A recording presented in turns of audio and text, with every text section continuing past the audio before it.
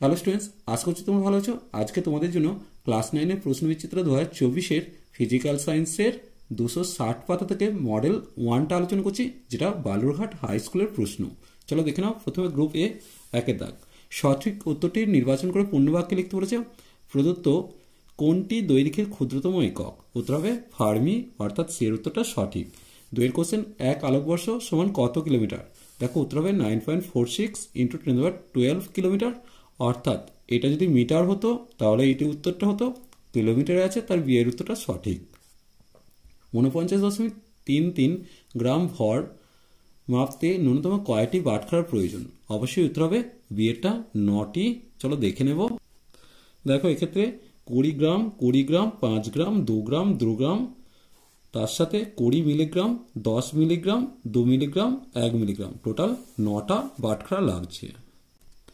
এর পরের কোশ্চেনটা দেখো, একটি গাড়ি যাত্রাপথের অর্ধেক দূরত্ব 40 কিমি/h দ্রুতিতে এবং বাকি অর্ধেক দূরত্ব 60 কিমি/h দ্রুতিতে গেল, গাড়ির গড় দ্রুতি হবে? উত্তর হবে, দেখো এক্ষেত্রে সি এর উত্তরটা চলো একটু চেক করে নেব। ধরি মোট দৈর্ঘ্য হচ্ছে দূরত্ব হচ্ছে 2x কিমি। প্রথম x কিমি যেতে সময় লাগছে x/40 ঘন্টা, দ্বিতীয় x কিমি যেতে সময় লাগছে x/60 ঘন্টা। তাহলে মোট সময় কত? x/40 যুক্ত x/60, তাহলে যোগ করলে কত আসছে? 5x/120 ঘন্টা। তাহলে গড় দ্রুতি, এটা গড় দ্রুতি হবে। তাহলে গড় দ্রুতি হচ্ছে মোট দূরত্ব বাই মোট সময়। দেখো 2x কে মোট সময় দিয়ে ভাগ করে দিয়েছি, তাহলে উল্টে গিয়ে কত হচ্ছে? 2x গুণিত 120/5x, x কেটে গেল। এখন 5 দিয়ে 120 কাটলে 24 পাচ্ছি, 24-এর সাথে 2 গুণ করে 48 কিমি/h, অর্থাৎ গড় দ্রুতি হলো 48 কিমি/h। এরপর দেখো, এক ডাইন বল 1 মিলিগ্রাম ভরের বস্তুর ওপর কাজ করলে ত্বরণ সৃষ্টি হয়? উত্তর হবে 10 সেমি/সেকেন্ড স্কোয়ার। এখানে ইউনিটটা ভুল আছে, এটা সেমি হতো। দেখো এম হচ্ছে 1 মিলিগ্রাম, অর্থাৎ 1/10 গ্রাম। এফ হচ্ছে এক ডাইন, আমরা জানি এ সমান f/a, মানগুলো বসিয়েছি 10 সেমি/সেকেন্ড স্কোয়ার। যদি তোমরা এসআই ইউনিটে করো তাহলে উত্তর আসবে 1/10 মিটার/সেকেন্ড স্কোয়ার। এরপর দেখো কি দিয়েছে, ইলেকট্রনের আধান হলো? উত্তর হবে 1.6 × 10⁻⁻19 কুলম্ব, এটা মাইনাস থাকার কথা। এরপর দেখো তারপর একটা ভর সংখ্যা 1 কিন্তু পরমাণু ক্রমাঙ্ক আলাদা হয়, তারা হচ্ছে আইসো বার, অর্থাৎ বীর উত্তরটা সঠিক। এবার দেখো O2- আয়নের যোজ্যতা কক্ষে ইলেকট্রন সংখ্যা কত? দেখো আমরা জানি অক্সিজেনের 16টা ইলেকট্রন আছে, সে দুটো ইলেকট্রন গ্রহণ করে O2- তৈরি করেছে, অর্থাৎ ইলেকট্রন হচ্ছে 18টা। তাহলে কে কক্ষে দুটো, এল কক্ষে 8টা, এম কক্ষে 8টা, তাহলে যোজ্যতা কক্ষে কটা থাকছে? 8টা ইলেকট্রন থাকছে।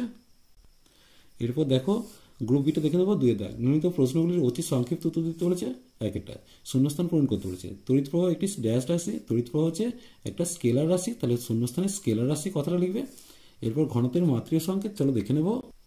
আমরা জানি ঘনত্ব সমান ভর বাই আয়তন। ভরের মাত্রা হচ্ছে এম আর আয়তন হচ্ছে L কিউব, অর্থাৎ m L⁻⁻3, যেটাকে থার্ড ব্র্যাকেটে অবশ্যই লিখবে।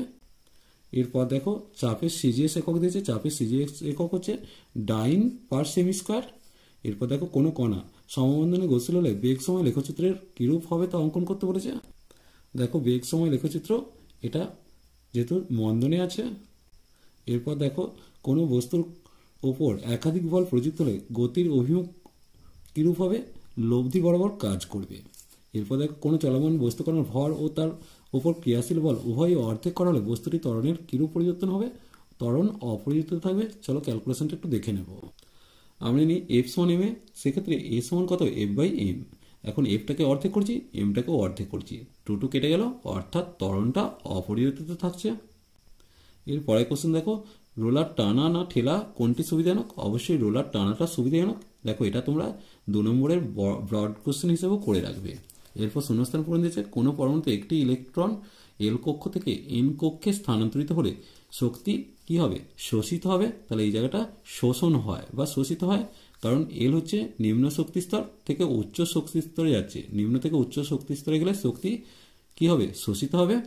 এরপর দেখো তড়িৎমুখ নলে কত বায়ুচাপে ক্যাথোড রশ্মি উৎপন্ন হয়? উত্তর হবে 10⁻⁻4, অর্থাৎ 10-এর মাথায় -4 ATM চাপে। এরপর দেখো কোনো পরমাণুর এম কক্ষে সর্বোচ্চ ইলেকট্রন কতগুলি থাকতে পারে? দেখো এম মানে হচ্ছে তার এন এর মানটা, কোয়ান্টাম নাম্বার হচ্ছে 3, সেক্ষেত্রে 2n² অর্থাৎ 2 × 3 স্কোয়ার সমান 2 × 9, অর্থাৎ 18টি ইলেকট্রন থাকতে পারে। এরপর দেখো সালফারের এইচে যে ইলেকট্রন বিন্যাস আছে, কে কক্ষে 2টো, এল কক্ষে 8টা, এম কক্ষে 6টা ইলেকট্রন থাকছে। এবার গ্রুপ সি এর কোশ্চেনগুলো তোমরা একটু দেখে নেবে, যদি কোনো সমস্যা থাকে অবশ্যই কমেন্ট সেকশনে জানাবে। আমি এখান থেকে ভি এর অঙ্কটা তোমাদের জন্য করে দিচ্ছি, চলো দেখে নেব। আমরা জানি এস ইকুয়াল টু হাফ এটি স্কোয়ার, সেক্ষেত্রে হাফ গণিত এ এর মানটা 6 দেওয়া আছে আর টি এর মানটা 2 দেওয়া আছে। মানগুলো বসালাম, এখানে 2 এর সাথে একটা 2 কেটে গিয়ে তাহলে 6 গুণিত 2 12 মিটার, অর্থাৎ দূরত্ব হচ্ছে 12 মিটারে গিয়ে থামবে। আজ এই পর্যন্তই, নেক্সট ভিডিও নিয়ে খুব তাড়াতাড়ি হাজির হবো। ভিডিওটি ভালো লাগলে লাইক শেয়ার কমেন্ট করো, পারলে চ্যানেলটিকে সাবস্ক্রাইব করবে। চলো টাটা, বাই বাই।